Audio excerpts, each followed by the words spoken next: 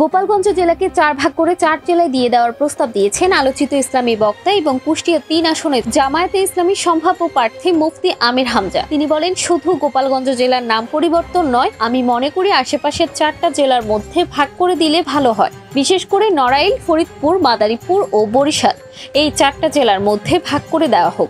গোপালগঞ্জ জেলার নাম পাল্টিয়ে শুধু নাম না, আমার মনে হয় জেলাকে 4টা আশপাশের জেলার ভেতরে ভাগ করে দিলেই ভালো হয়। গোপালগঞ্জে ছাত্রলীগের নৈরাজ্যের প্রতিবাদে বৃহস্পতিবার কুষ্টিয়া বাংলাদেশ জামায়াতে ইসলামের আয়োজনে এক বিক্ষোভ মিছিল ও সমাবেশে তিনি এই মন্তব্য করেন। শহরের সাদ্দাম বাজার থেকে বিক্ষোভ মিছিলটি বের হয়ে মজমপুর গেট প্রদক্ষিণ করে 5 রাস্তার মোড়ে সংক্ষিপ্ত সমাবেশ করে জামায়াত।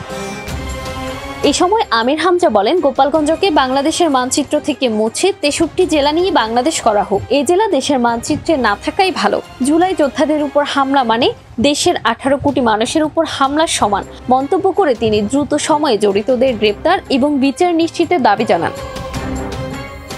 সমাবেশে জেলা জামায়াতের অন্যান্য বক্তারাও দাবি করেন, অধ্যাদেশ জারির মাধ্যমে গোপালগঞ্জের নতুন নাম রাখতে হবে। এছাড়া জেলাটির পুলিশ সুপার এই ঘটনার দায় এড়াতে পারে না উল্লেখ করে তাকে জবাবদিহিতার আওতায় আনার দাবি জানান তারা।